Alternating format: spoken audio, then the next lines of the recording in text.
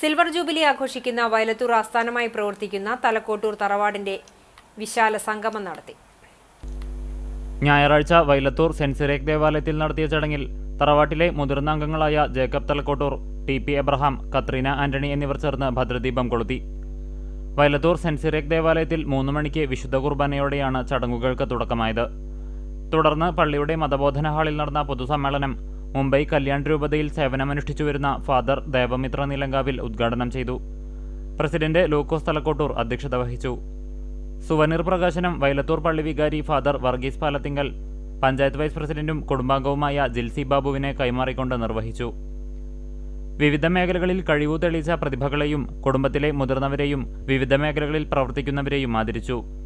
തുടർന്ന് കലാപരിപാടികളും സ്നേഹവിരുന്നും നടന്നു.